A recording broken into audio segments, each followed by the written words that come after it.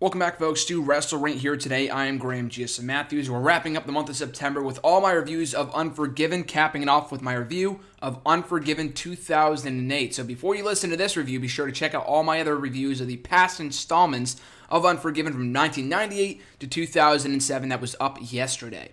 So Unforgiven 2008, as seen in the WWE Network, pretty funny, or not really that funny, but I started watching in 2008, and we've had the network for, a year and a half now. I have never seen this show before. I didn't watch it when I was, when it first happened 7 years ago. I didn't watch it over the course of the last year and a half. I don't know. I just never really got around to it. So it was fun watching it back just recently. It was a really good show. I thought it was actually a lot better than I thought it would be. And unfortunately, it would later be the final Unforgiven event ever. They would get rid of it, scratch it for Breaking Point the following year, and then later they would move now to the Championship to September, bring in all these other pay-per-views. But I thought this was a very, very good show. I remember not watching the show, but I remember reading the results as it was happening, like on my phone, on the computer. I woke up, and I'm like, oh, Jericho's world champion. Like, I was shocked. I don't think it was Labor Day weekend. I'm pretty sure it was like the week before or after. I can't remember exactly. No, yeah, it was the week after that. But I was going back to school, and it was crazy. But I was so shocked to read the results the following morning. But yeah, this was a really good show watching it back.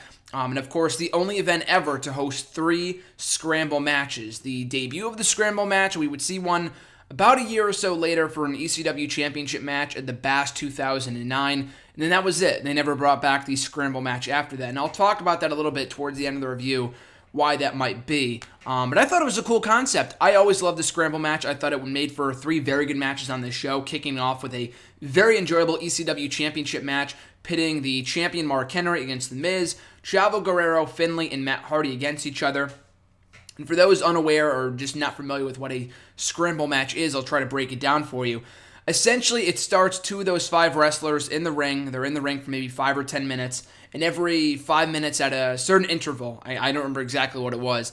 I'm pretty sure it's 5 minutes. The next opponent comes on down, and there's no set order. I mean, people just come on down at random intervals. The champion could start out. They could come in last. I'm not really sure. They didn't really mention how the people, when they were coming in, how the entrants were determined. But anyway, every 5 minutes someone comes in until all 5 wrestlers are in the ring. And at any point when you score a pinfall, it could be before everyone is in. It could be when there's just 2 people or 4 or 3 or all 5. Doesn't even matter. At any point you score a pinfall or submission victory, you become the interim WWE champion. Now, not officially, because there were several points in this match and the WWE title match, the World Heavyweight title match, like fucking Brian Kendrick became the WWE champion. He is not officially recognized as a WWE champion. It would not become official until the bell was rung at the end of the match. And the person who scored the final pinfall or submission win was then deemed the official champion. So that was kind of the rundown of the rules in a nutshell. But like I said, I thought this was a very good match. I thought of the 3 of them, this might have been either the best or the second best, up there with the WWE title. I mean, they were all very good, so you can kind of pick and choose, but I thought this was very good. Matt Hardy started out with Chavo, I want to say, or maybe it was Miz. I'm pretty sure it was Miz. They had a good back and forth, Matt Hardy, and kicked off the match as the ECW champion in quotation marks.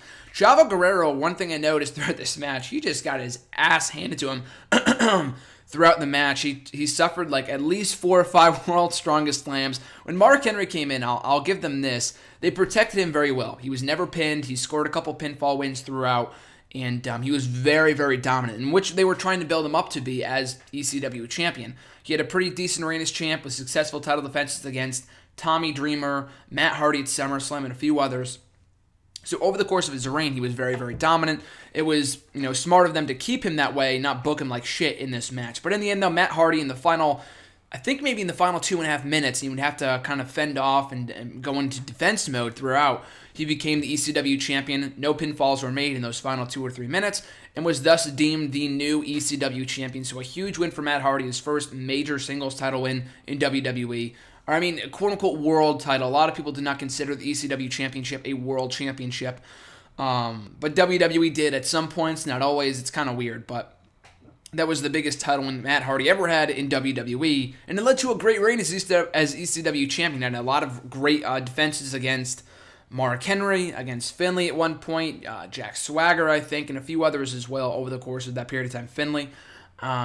But yeah, he had a great race champion over the next 4 months. So a very good way of kicking off the show and kind of getting viewers familiar with the scramble match concept. So after that, for the World Tag Team Championships, Cody Rhodes and Ted DiBiase, Team Priceless, as they were calling themselves at that time, defeated Crime Time to successfully retain their World Tag Team titles. Decent match. The crowd wasn't really all that into it. I mean, it was a fine feud on the Raw brand. It wasn't really anything to get excited over. I don't think anyone really saw Crime Time as taking the titles off Rhodes and DiBiase. They had just won the belts back a month earlier after they lost them for a week to John Cena and Batista, if you can remember that. Yeah, the match was fine, though. I thought it was okay. Rhodes and DiBiase, still your World Tag Team Champions. Afterwards, though, we got the debut of Manu, who was, blink and you missed him. He wasn't in WWE for very long, but he joined DiBiase and Rhodes and kind of helped form legacy with Randy Orton shortly thereafterwards. And he was kicked out of the group by January, never to be seen again. Thankfully, because the guy was not really any good.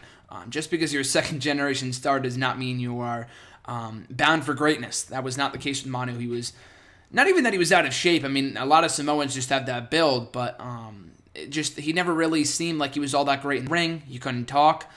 There was just nothing about him that screamed star. So I was always kind of confused as to why they pushed him as much as they did. But anyway, decent match. Rhodes and DiBiase, still your World Tag Team Champions, and that would later lead to the Orton thing that would happen backstage later on, which I'll get to before the World Championship match. But after that, we had Shawn Michaels versus Chris Jericho in an unsanctioned street fight.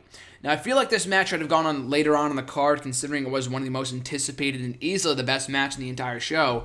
But for it to go on in like the first hour, I was kind of shocked because I thought it kind of deserved better placement on the card than that. But I mean, hands down, what can I really say? Jericho and Michaels was the best feud, hands down, of 2008. Not only that, one of the best feuds, not even of the PG era, but of all time. These guys put forth every single week strong promos, strong matches.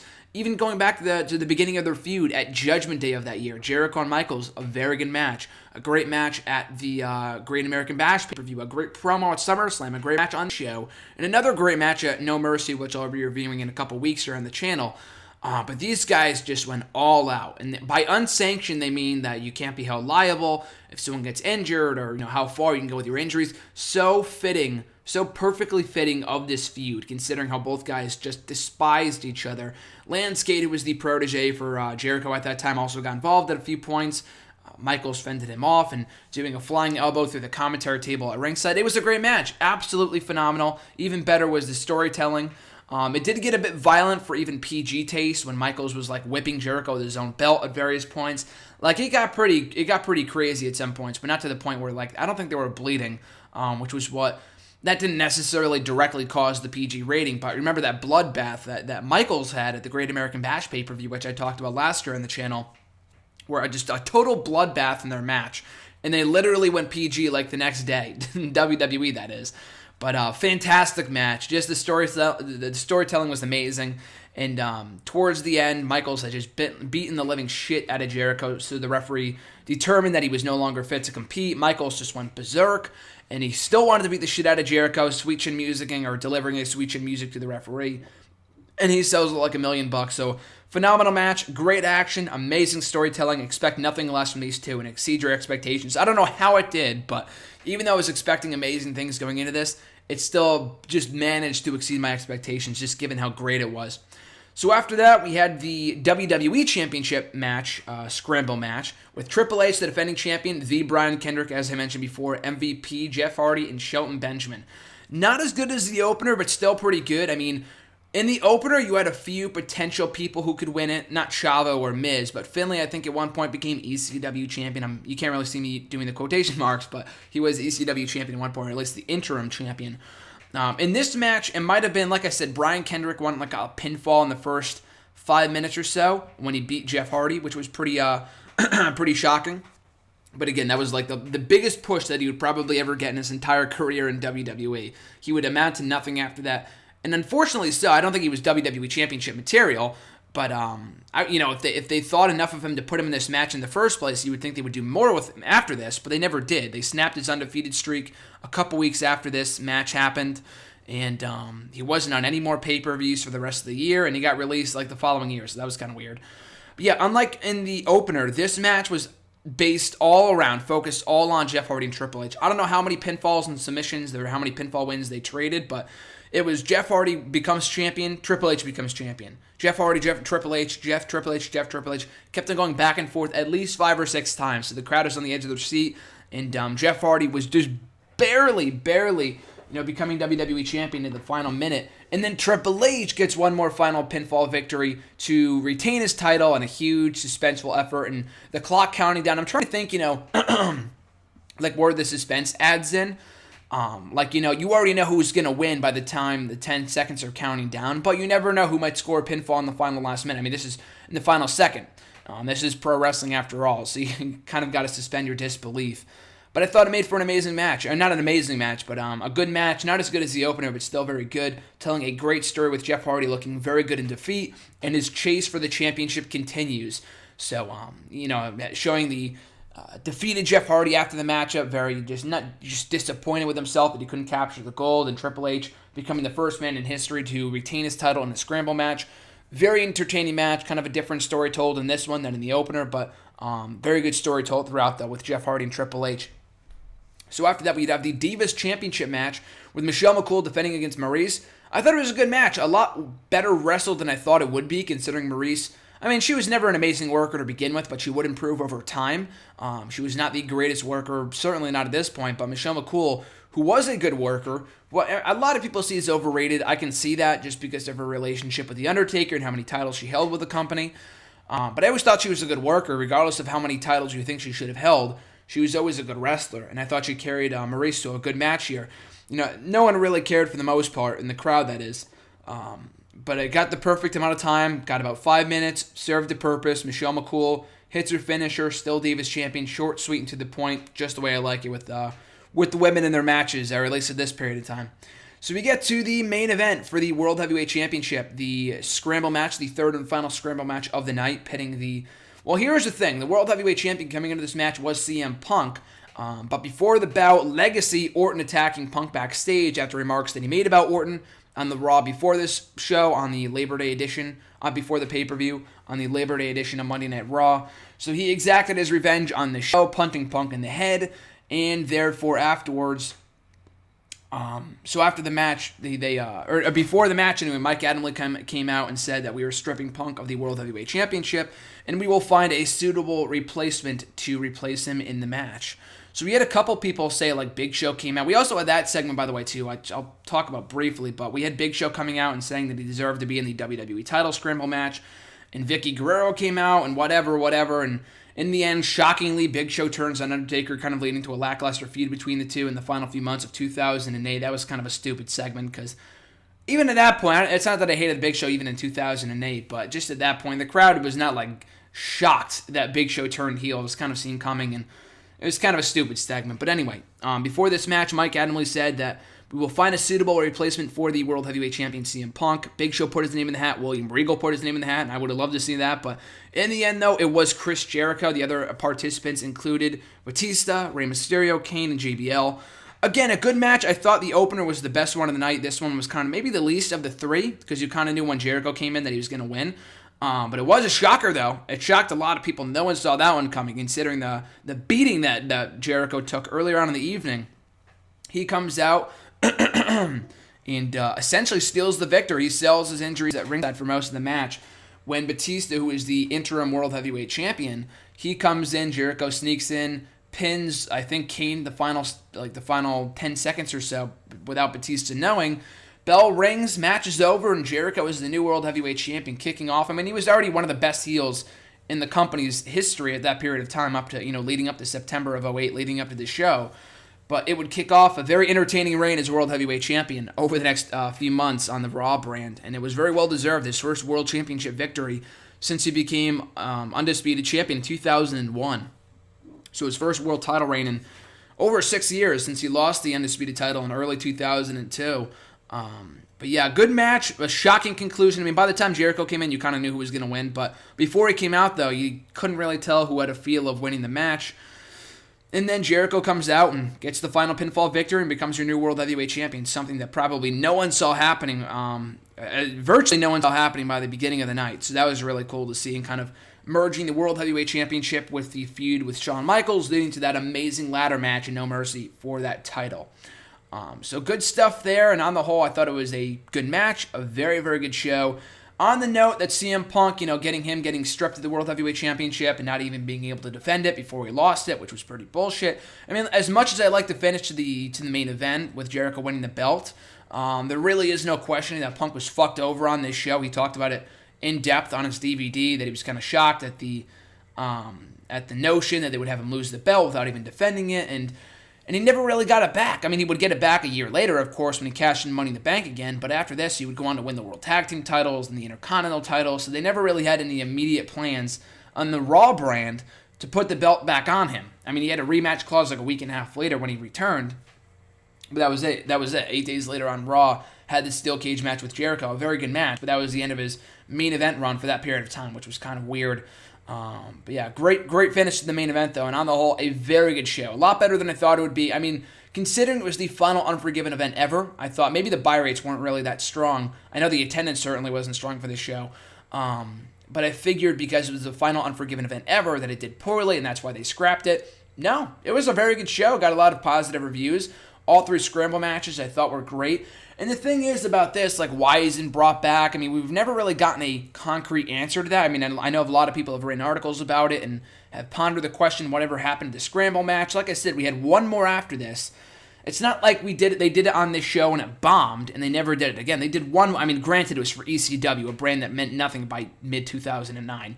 But they brought it back for one ECW title match in the summer of 2009, and that was it. They never did it again. And like I said, I thought it was a cool concept, a lot better. I liked it before, but after seeing it in motion, after seeing it, they follow through with the stipulation on the show and actually seeing the scramble matches, I thought they were all very good. You could tell a lot of good stories with those kind of matches. They never really brought it back. So maybe at some point, I don't know if it was a bust, and they got, it just wasn't working out for the officials. I really have no idea. There really is no solid answer as to why it was never really brought back.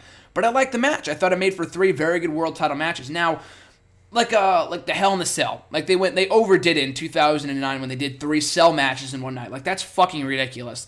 But when you do one a night, like they did the one for the ECW Championship at the Bash a year and a half later, you just do one scramble match on a show every once in a while, that's perfectly fine. To do 3 in one night is a bit of overkill. But if you want to save one for every few months or every few years just for one title match and not 2, I think that's the best way of going about it. Instead of doing 2 chamber matches, like, that's fucking bullshit. Just do one. I hate when they do 2 chamber matches or 2 cell matches or 2 TLC matches.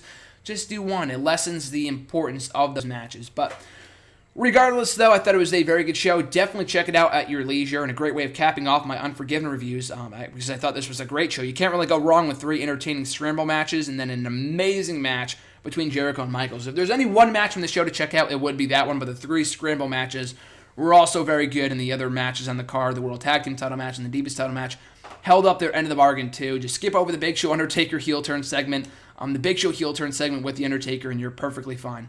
So yeah, very good show. Check it out on the WWE Network when you get the chance. And as I mentioned, that wraps up my reviews of Unforgiven, of all the shows that I've watched on the WWE Network. So thank you for tuning into all my reviews of Unforgiven over the course of the month of September. And of course, going into the month of October and beyond, I'm kind of just doing this off the top of my head. I do have it all written down, but I'm not looking at the lineup at this period in time, at this very moment. But after this, we're going on to my reviews of No Mercy, which kick off this upcoming Tuesday with No Mercy 1999, the UK version. There were 2 No Mercy events in 1999. Both are available on the network, but there was one that was based in the UK earlier on in the year, and then there was another No Mercy show later on in the year in October, both of which I'll be covering. The UK version will be on Tuesday, and the regular one, just the one that happened in October or whatever month it was, I'll be reviewing that next Saturday. But yeah, No Mercy for the month of October. Towards late October, I'm moving to my reviews of Survivor Series, or at least the ones I didn't cover last year. After that, maybe Armageddon. I'm not really sure what it was. It was either Armageddon or we go straight into my reviews of Royal Rumble and then some other. That's going to take us, that's a few months down the line. So No Mercy, Survivor Series, Royal Rumble reviews, a lot of great WrestleRant editions on the way in the months to come. So with all that being said, thank you guys once again for checking out the video. Be sure to like, comment, share, and subscribe. All support is greatly appreciated. You can find me on Twitter at WrestleRant, on Facebook at facebook.com/Graham.Jason.Matthews. And as I mentioned, we'll be back on Tuesday with my review of No Mercy 1999 emanating from the United Kingdom. And in the meantime, guys, have a great rest of your weekend. I'm Graham Jason Matthews, and I'll catch you guys down the road.